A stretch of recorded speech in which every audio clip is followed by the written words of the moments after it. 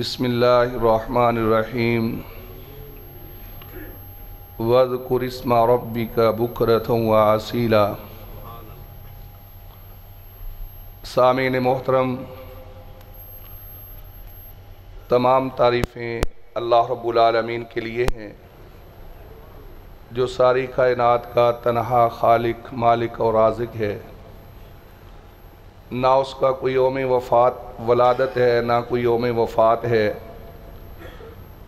اور درود و سلام میرے اور آپ کے پیر و مرشد جناب محمد کریم صلی اللہ علیہ وآلہ وسلم کی ذات اقدس پر، جو ساری کائنات کے لیے رہبر و رہنما بن کر تشریف لائے۔ میں نے آپ کے سامنے قرآن عزیز کی ایک آیت تلاوت کی ہے۔ اسی آیت کے حوالے سے چند باتیں میں نے آپ سے عرض کرنی ہیں۔ مجھے امید ہے انشاءاللہ آپ باذوق ہیں، اللہ نے آپ کو شوق کی دولت نصیب فرمائی ہے۔ میری باتیں توجہ سے، دھیان سے اور طبیعت کے رجحان سے سماعت فرمائیں گے۔ اللہ رب العالمین کا ذاتی نام ایک ہے اور وہ ہے اللہ۔ نبی محترم صلی اللہ علیہ وسلم کے جو ذاتی نام ہیں وہ دو ہیں، ایک محمد صلی اللہ علیہ وسلم اور دوسرا نام احمد صلی اللہ علیہ وسلم۔ آج کی اس مجلس میں اللہ تبارک و تعالی کے نام مبارک کے حوالے سے چند باتیں عرض ہوں گی۔ اللہ اپنے قرآن میں کہتا ہے وَاذْكُرِ اسْمَ رَبِّكَ، اپنے رب کے نام کا ذکر کر، بُكْرَةً وَأَصِيلًا، صبح و شام۔ اللہ، یہ اللہ کا ذاتی نام ہے۔ اللہ کی ذات بھی بابرکت ہے اور اللہ کا نام بھی بابرکت ہے، اور اللہ کا قرآن ذکر کر رہا ہے تبارک اسم ربک ذی الجلال والاکرام۔ اللہ فرماتے ہیں کہ تیرے رب کا نام بڑا بابرکت ہے، اور یہی بات ہم اپنی نماز میں بھی کہتے ہیں، تبارک اسم کا، تیرا نام بڑا بابرکت ہے۔ اللہ کی ذات جو ہے وہ بھی بابرکت ہے، تبارک الذی بیدہ الملک۔ اللہ فرماتے ہیں بابرکت ہے وہ ذات کہ جس کے ہاتھ میں پوری کائنات کا نظام ہے، جو تنہا پوری کائنات کا بادشاہ ہے۔ یہ لفظ اللہ جو ہے یہ پورے قرآن کریم کے اندر 2697 مرتبہ مذکور ہے۔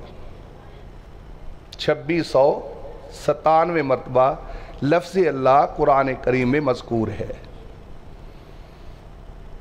اور ذرا غور کیجئے اللہ کا حکم کیا ہے، وَاذْكُرِ اسْمَ رَبِّكَ، اپنے رب کے نام کا ذکر کیجئے، اپنے رب کا نام یاد کیجئے صبح اور شام، یعنی ہمہ وقت تم اللہ کی یاد میں مگن ہو۔ یہ اللہ کا مطالبہ ہے۔ میرے اور آپ کے پیر و مرشد جناب محمد رسول اللہ صلی اللہ علیہ وسلم نے اپنی امت کو ایسا طرز زندگی عطا کیا ہے، اس طرح کی تعلیم دی ہے۔ اللہ رب العالمین کے پاک پیغمبر علیہ السلام نے امت کی اس طرح تربیت فرمائی ہے کہ اگر ایک سچا امتی رسول اللہ صلی اللہ علیہ وسلم کی تعلیمات اور آپ کی تربیت کے مطابق زندگی بسر کرے، اس کی زندگی کا ایک ایک لمحہ جو ہے وہ اللہ کی یاد میں بسر ہوتا ہے۔ ابھی آپ غور کیجئے، اندازہ لگائیے، آپ نے آذان سنی ہے، آذان کے ابتدا میں بھی لفظ اللہ ہے، اللہ اکبر، اور آذان کا جو آخری لفظ ہے وہ بھی اللہ ہے، لا الہ الا اللہ۔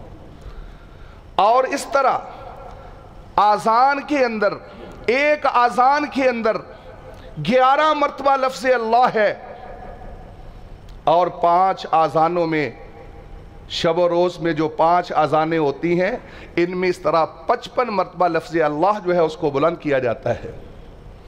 اور جب انسان آذان پہ لبیک کہتے ہوئے اللہ کے گھر میں آتا ہے، اللہ کی مسجد میں آتا ہے، اگر یہ 2 رکعت نماز ادا کرے، 2 رکعتوں میں 15 مرتبہ لفظ اللہ اپنی زبان سے ادا کرتا ہے، اور اگر یہ 4 رکعتیں ادا کرے تو اپنی زبان سے یہ 28 مرتبہ اپنی زبان سے یہ لفظ اللہ پکارتا ہے۔ میرے محترم بھائیو ذرا غور کیجئے، ذرا اندازہ لگائیے، میں نے دعویٰ کیا کیا ہے کہ اگر انسان رسول اللہ صلی اللہ علیہ وسلم کے بتائے ہوئے طریقے کے مطابق زندگی بسر کرے، جو انداز، جو طرز زندگی رسول اللہ صلی اللہ علیہ وسلم نے اپنے امتی کو دیا ہے، اگر اس انداز سے یہ اپنی زندگی کو بسر کرے، اس کی زندگی کا کوئی ایسا لمحہ نہیں جس وقت اس کی زبان سے لفظ اللہ ادا نہ ہو۔ ذرا غور کیجئے، ابھی آپ مسجد کی سیڑھیاں چڑھتے ہوئے تشریف لائے، نبی علیہ السلام نے سیڑھیاں چڑھتے ہوئے کیا پڑھنے کا حکم دیا ہے؟ ایک ایک زینہ، ایک ایک زینے پہ پاؤں رکھتے ہوئے آپ کی زبان حرکت میں جب آتی ہے تو مسجد کی جتنی سیڑھیاں، جتنے زینے آپ چڑھ کر آئے ہیں، اتنی ہی مرتبہ آپ کی زبان سے کیا نکلا؟ اللہ اکبر۔ اور جب آپ سیڑھیاں اتریں گے، اگر رسول اللہ صلی اللہ علیہ وسلم کی تعلیم کو فالو کریں گے، آپ کی زبان سے پھر لفظ اللہ ادا ہوگا، سبحان اللہ، سبحان اللہ، سبحان اللہ۔ اور اسی طرح جب آپ اپنی چارپائی پہ رات کو جا کے لیٹتے ہیں تو آپ اپنی زبان سے جو دعا پڑھتے ہیں وہ کیا کہتے ہیں؟ اللہم بسمک اموت واحیا۔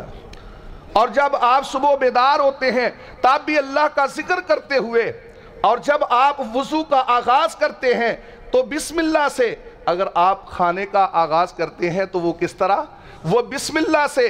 اسی طرح آپ اپنے گھر سے نکلتے ہیں تو اپنی زبان سے لفظ اللہ کو ادا کرتے ہیں، بسم اللہ توکلت علی اللہ لا حول ولا قوت الا باللہ۔ اور اسی طرح جب آپ اپنے گھر میں تشریف لے جاتے ہیں تو میں نے عرض کیا ہے کہ رسول اللہ صلی اللہ علیہ وسلم نے زندگی کا ایک ایک عمل اس کو اس طرح انجام دینے کا آرڈر جاری فرمایا ہے، اگر ایک مسلمان اسے فالو کرے، رسول اللہ صلی اللہ علیہ وسلم کی تعلیمات کے مطابق زندگی بسر کرے، یہ ممکن ہی نہیں ہے کہ انسان کبھی اپنے اللہ کی یاد سے غافل کبھی ہو ہی نہیں سکتا۔ میرے محترم بھائیو ذرا غور کیجئے، ذرا اندازہ لگائیے، رسول اللہ صلی اللہ علیہ وآلہ وسلم پہ اترنے والا جو قرآن ہے نا، میں نے عرض کیا نا 2697 مرتبہ اس میں قرآن کریم میں لفظ اللہ کتنی مرتبہ ہے؟ 2697 مرتبہ، اور 29 ایسی آیات ہیں جو شروع لفظ اللہ سے ہوتی ہیں، جس طرح کہ آیت الکرسی ہے، اللہ لا الہ الا ہو، اور پھر لفظ اللہ کے اندر اتنا اللہ رب العالمین نے یہ عظیم الشان قسم کا نقطہ رکھا ہے۔ ذرا غور کیجئے، اللہ، یہ 4 حرف ہیں، کتنے حرف ہیں؟ 4 حرف ہیں۔ پہلے سب سے پہلے حمزہ ہے، پھر 2 لام ہیں، پھر ہا ہے، اللہ۔ اور اگر آپ حمزہ ہٹا دیں اور اس کی جگہ پر لام لے آئیں تو بن جائے گا للہ۔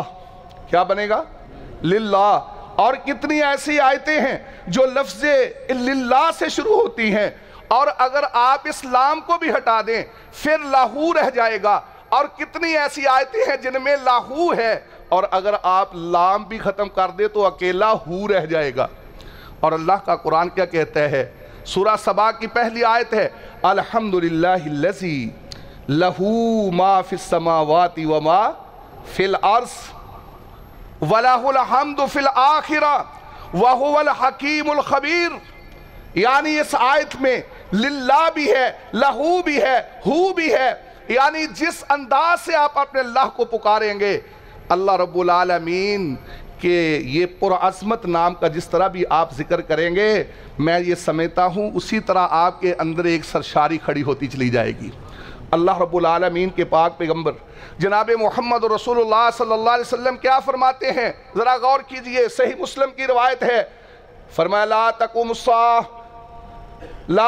الساعہ حتی یقال فی الارض اللہ اللہ، فرمایا جب تک اس زمین کے اوپر اللہ اللہ کی آواز گونجتی رہے گی اس وقت تک قیامت قائم نہیں ہوگی، اس وقت تک قیامت قائم نہیں ہوگی۔ سیدنا محمد کریم صلی اللہ علیہ وسلم اپنی صحابیہ اسماء بنت امیس رضی اللہ تعالی عنہ کو فرماتے ہیں کیا میں تجھے ایسے کلمات نہ سکھلاؤں جب تو کسی مصیبت میں ہو، کسی دکھ میں ہو، تجھے جسمانی یا کوئی روحانی تکلیف پہنچے، اس وقت تو یہ کلمات پڑھا کرے۔ اور وہ کلمات کیا تھے؟ اللہ اللہ ربی لا اشرک بہ شیئا، اللہ کون ہے؟ اللہ وہ ہے جو میرا رب ہے، اور میں اپنے رب کے ساتھ قطعاً کسی بھی طرح کا کوئی شرک کرنے کو تیار۔ اور یہی بات آپ اپنی نماز کے آغاز میں کہتے ہیں، اسی اللہ کے بارے میں کہتے ہیں سبحانک اللہم، اے اللہ تو پاک ہے، سبحانک تو پاک ہے۔ سوال پیدا ہوتا ہے، یہ بھی کبھی ذکر ہوگا انشاءاللہ کسی درس میں، لفظ سبحان کا معنی کیا ہے؟ پاک۔ کس بات سے پاک؟ اللہ کس چیز سے پاک ہے؟ اللہ رب العالمین ہر طرح کی کمزوریوں سے پاک ہے۔ اللہ کچھ کرنے پہ آئیں کو روک سکتا، اور اگر نہ کرنا چاہیں تو کوئی جبرن کروا سکتا؟ نہیں کروا سکتا۔ اللہ کوئی تھکاوٹ نہیں ہے، اللہ اپنا خود تعارف کرواتے ہیں، اللہ لا الہ الا ہو الحی القیوم لا تأخذہ سنۃ ولا نوم۔ اللہ اپنا تعارف کرواتے ہیں، میں وہ ہوں جس کے سوا کوئی اور معبود نہیں ہے، اور میں زندہ ہوں اور سنبھالنے والا ہوں، ہر ایک چیز کو میں نے سنبھالا ہوا ہے، تھاما ہوا ہے۔ فرمایا کہ میں وہ ہوں جس کو نیند تو کجا کبھی اونگ بھی مجھے تھکاوٹ نہیں ہے۔ اور یہی ہم اپنی نماز میں کہتے ہیں سبحانک اللہم، اے اللہ تو پاک ہے۔ اور جس وقت آپ اپنی زبان سے یہ جملہ کہیں، سبحان کا لفظ جب آپ اپنی زبان سے ادا کریں، تصور میں یہ ہونا چاہیے کہ آج تلک اس کائنات میں آج تلک جتنا شرک ہوا ہے، جس کسی نے اللہ کے ساتھ جس کسی کو بھی شریک ٹھہرایا ہے، سب شریکوں سے میرا رب پاک ہے۔ سبحانک اللہم، اے اللہ تو تمام شرکاء سے، کوئی تیری ذات میں شریک نہیں ہے، کوئی تیری صفات میں شریک نہیں ہے۔ تو میں عرض کر رہا ہوں رسول اللہ صلی اللہ علیہ وسلم نے کیا فرمایا؟ فرمایا کوئی دکھ ہو، کوئی تکلیف ہو، کوئی پریشانی ہو تو اپنی زبان سے کیا کہنا ہے؟ اللہ اللہ ربی لا اشرک بہ شیئا۔ اور رسول اللہ صلی اللہ علیہ وسلم کا اپنا اسوہ بھی تو یہی ہے۔ صحابہ اکرام عرض کرتے ہیں کسی سفر سے، نجد کے کسی علاقے سے ہم واپس آ رہے تھے، دوپہر کا وقت تھا اور استراحت، نبی علیہ السلام استراحت فرمانا چاہتے تھے، قافلے کو رکنے کا حکم مل گیا، کوئی کسی درخت کے نیچے، کوئی کسی درخت کے نیچے جا کے لیٹ گیا۔ جناب محمد رسول اللہ صلی اللہ علیہ وسلم کے لیے صحابہ کرام نے ایک گھنا درخت چھوڑ دیا، گھنی چھاؤں والا۔ نبی علیہ السلام اس درخت کے نیچے اللہ اکبر اپنی تلوار کو لٹکا کر درخت کے ساتھ اس کے نیچے استراحت فرما رہے ہیں۔ ابھی آپ اچھی طرح سوئے نہیں، کہیں سے ایک مشرک نکل آیا اور اس نے آ کر جناب محمد رسول اللہ کی وہی تلوار اتاری اور اسے بے نیام کیا، اور بے نیام کرنے کے بعد جناب محمد رسول اللہ صلی اللہ علیہ وسلم کے اوپر وہی تلوار سونت دی، اور کیا پوچھا؟ میں یاسمو کا منی، بتاؤ تجھے میری تلوار سے کون بچائے گا؟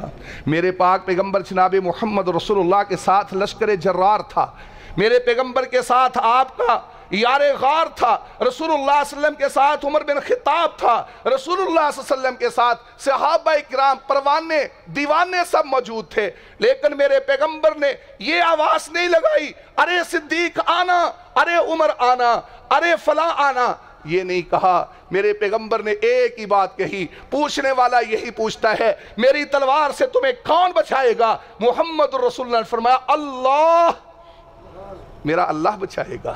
اور یہ لفظ اتنا پرعظمت لفظ ہے، اتنی بات سنتے ہی کافر کے پورے جسم پہ لرزہ طاری ہوتا ہے اور اس کے ہاتھ کانپتے ہیں، تلوار زمین پہ گرتی ہے، رسول اللہ صلی اللہ علیہ وسلم وہ تلوار اٹھاتے ہیں اور اٹھا کر پھر آپ فرماتے ہیں اب تم بتاؤ تمہیں میری تلوار سے کون بچائے گا؟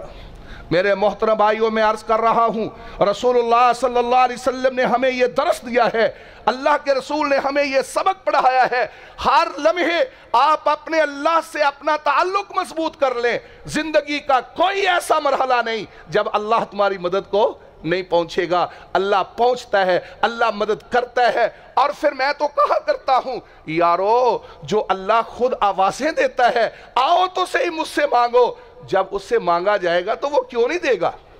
میرا مالک تو خود پکارتا ہے، لیکن مسئلہ کیا ہے؟ ہم اپنے اللہ سے تعلق کو کمزور کر بیٹھے۔ آج پریشانی ہے نا، ہر ایک شخص کی زبان پہ ہائے مہنگائی کا یہ ورد ہے۔ میں سمجھتا ہوں میرے مسلمان بھائیوں، اپنی زبان سے صبح سے لے کر شام تک جس قدر تم اس بحران کے حوالے سے ہائے مہنگائی کا تم ورد کرتے ہو، اس کی جگہ پر تم کس کا ورد کرو؟ اپنے اللہ کو یاد کرو۔ اور آج مہنگائی کا سبب وجہ یہ ہے کہ ہمارا اللہ سے تعلق کمزور ہے، دین سے تعلق کمزور ہے، رسول اللہ صلی اللہ علیہ وسلم سے تعلق کمزور پڑ گیا۔ اور اللہ نے اپنے قرآن میں کہہ دیا وَمَنْ أَعْرَضَ عَنْ ذِكْرِي فَإِنَّ لَهُ مَعِيشَةً ضَنْكًا، جب تم میرے ذکر سے اعراض کرو گے پھر کیا ہوگا؟ فَإِنَّ لَهُ مَعِيشَةً ضَنْكًا، کسے باشد کوئی ہو، وہ دنیا کے کسی خطے میں بسنے والا ہو، پاکستانی ہو یا ہندوستانی ہو، مسلمان ہو یا کوئی بھی ہو، فرمایا کہ جو بھی مجھ سے دور چلا جائے گا اس کا تعلق اس کے ساتھ سلوک کیا ہوگا؟ جو بھی مجھ سے دور ہوگا، کسی نے میری ذات کا انکار کیا، کسی نے میری صفات کا انکار کیا، کسی نے میرا کلمہ پڑھنے سے انکار کیا، کسی نے کلمہ پڑھنے کے بعد میرے احکامات سے انکار کیا، کسی نے جس طرح کا بھی اعراض کیا، اس اعراض کا ایک ہی نتیجہ ہے فَإِنَّ لَهُ مَعِيشَةً ضَنْكًا، اس کے لیے میں پھر اس کی گزر بسر جو ہے وہ تنگ کر دیتا ہوں۔